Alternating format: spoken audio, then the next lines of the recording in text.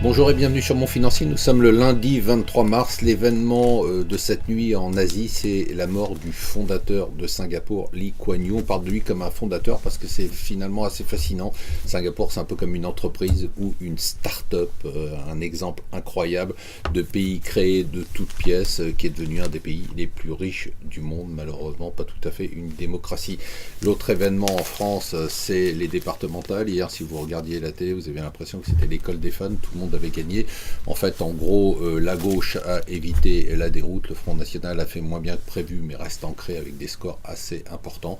Et pour l'instant, le Parisien nous dit avantage Sarkozy. Aujourd'hui, c'est la circulation alternée à Paris, avec la question qui est la plus posée dans les permanences: est-ce que 0 est un nombre pair ou impair? La bonne nouvelle du jour, c'est le pouvoir d'achat qui rebondit, 0,5% de hausse du pouvoir d'achat des Français en 2014 après 3 années de baisse, c'est quand même pas mal. Par contre, la hausse de salaire qui a été la plus faible depuis 10 ans. Est-ce qu'il y a une bulle sur les marchés obligataires? C'est le moins qu'on puisse dire, quand même, avec des taux d'intérêt négatifs.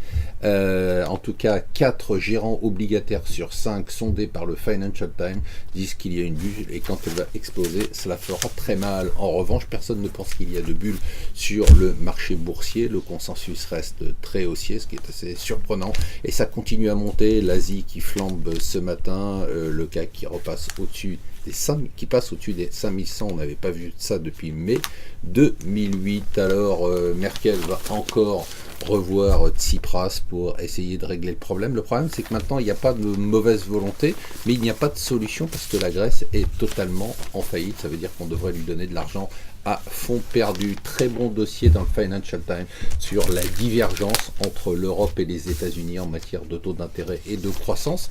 Et enfin, un symbole, une entreprise italienne cotée à la bourse depuis 1922, Pirelli, qui va être racheté par des Chinois pour 7 milliards d'euros. Voilà, restez avec nous sur Mon Financier.